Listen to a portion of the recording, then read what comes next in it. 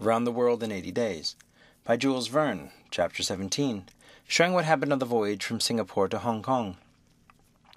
The detective and Passepartout met often on deck after this interview, though Fix was reserved and did not attempt to induce his companion to divulge any more facts concerning Mr. Fogg.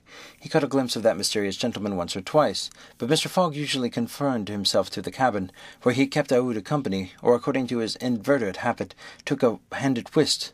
Passepartout began very seriously to conjecture what strange chance kept Fix still on the route that his master was pursuing.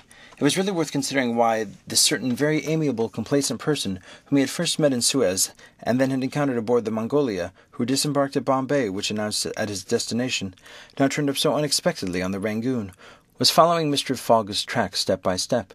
What was Fix's object? Passepartout was ready to wager his Indian shoes, which he religiously preserved, that Fix would also leave Hong Kong at the same time with them, and probably on the same steamer.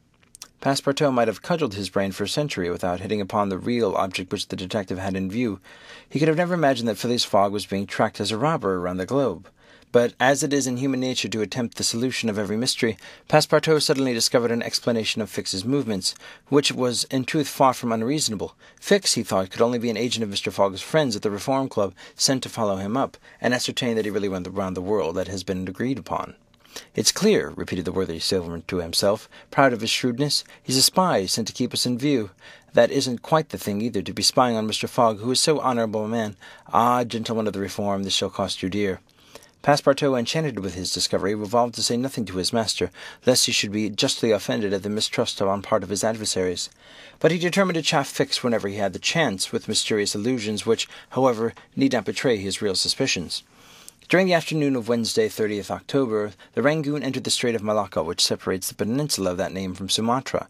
The mountainous and craggy islets intercepted the beauties of this noble land from the view of travellers. The Rangoon weighed anchor at Singapore the next day at 4 a.m. to receive coal, having gained a half-day on the prescribed time of her arrival. Phileas Fogg noted the gain in his journal, and then, accompanied by Aouda, who betrayed a desire for a walk on shore, disembarked. Fix, who suspected Mr. Fogg's every movement, followed them cautiously without being himself perceived, while Passepartout, laughing in at his sleeve at Fix's manoeuvres, went about his usual errands. The island of Singapore is not imposing in aspect, for there are no mountains, yet its appearance is not without attractions. It is a park checkered by pleasant highways and avenues. A handsome carriage, drawn by a sleek pair of New Holland horses, carried Phileas Fogg and Aouda into the midst of rows and palms with bright foliage and of clove trees, whereof the cloves form the heart of a half-open flower. Pepper pans replaced the prickly hedges of European fields. Sago bushes, large ferns with gorgeous branches, varied the aspect of this tropical clime, while nutmeg trees in full foliage filled the air with a penetrating perfume. Agile and grinning bands of monkeys skipped about the trees, nor were tigers wanting in the jungles. After a drive of 2 hours through the country, Aouda and Mr. Fogg returned to the town, which is a vast collection of heavy-looking irregular houses, surrounded by charming gardens rich in tropical fruits and plants, and at 10 o'clock they re-embarked, closely followed by the detective, who had kept them constantly in sight. Passepartout, who had been purchasing several dozen mangoes, a fruit as large as good-sized apples of a dark brown colour outside and a bright red within, and whose white pulp, melting in the mouth, affords gourmands a delicious sensation, was waiting for them on deck. He was only too glad to offer some mangoes to Aouda, who thanked him very gratefully for them. At 11 o'clock the Rangoon moored out of Singapore harbour, and in a few hours the high mountains of Malacca, with their forests, inhabited by the most beautifully furred tigers in the world, were lost to view. Singapore is distant some 1,300 miles from the island of Hong Kong, which is a little English colony near the Chinese coast. Phileas Fogg hoped to accomplish the journey in 6 days, so as to be home in time for the steamer which would leave on the 6th of November to Yokohama, the principal Japanese port. The Rangoon had a large quarter of passengers, many of whom disembarked at Singapore, among them a usual number of Indians, Ceylonese, Chinamen, Malays, and Portuguese, mostly second-class travellers. The weather, which had hitherto been fine, changed with the last quarter of the moon. The sea rolled heavily, and the wind at intervals almost rose to a storm, but happily blew from the southwest, and thus aided the steamer's progress. The captain, as often as possible, put up the sails, and under the double action of steam and sail, the vessel made rapid progress along the coasts of Annam and Cochin, China. Owing to the defective construction of the Rangoon, however, unusual precautions became necessary in unfavourable weather. But the loss of time which resulted from this cause, while it nearly drove Passepartout out of his senses, did not seem to affect his new master in the least. Passepartout blamed the captain, the engineer, and the crew, and consigned all who were connected with the ship to the land where the pepper grows. Perhaps the thought of gas, which was remorselessly burning at expense in Savile Row, had something to do with his hot impatience.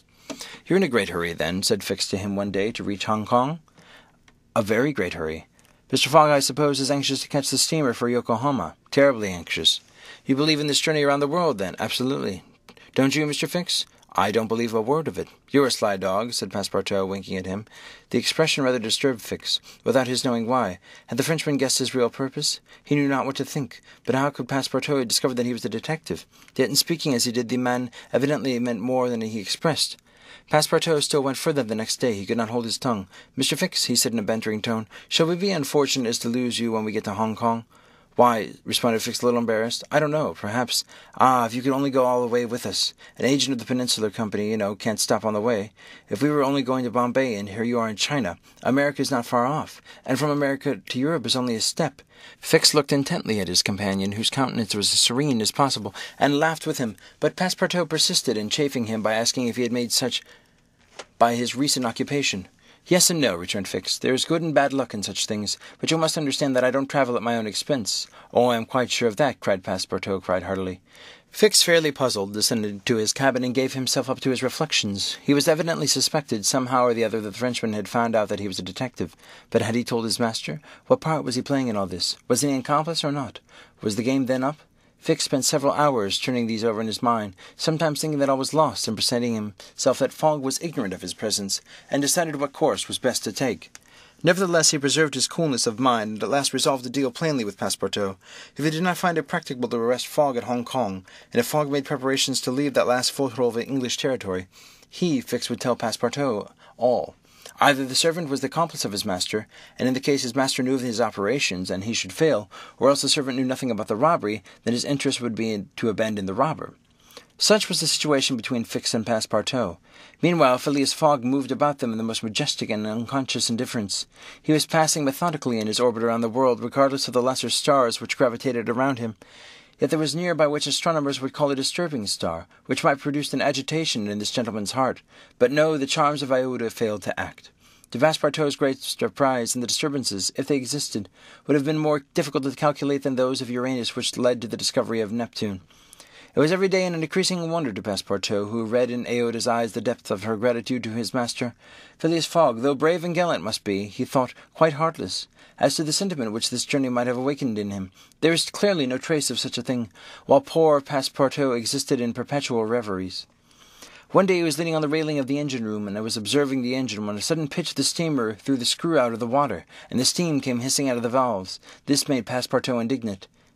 "The valves are not sufficiently charged," he exclaimed. "We are not going. Oh, these English! If this was an American craft, we should blow up, perhaps, but we should all events go faster." End of Chapter 17. Read by David Russell. For Lit to Go, available on the web at fcit.usf.edu.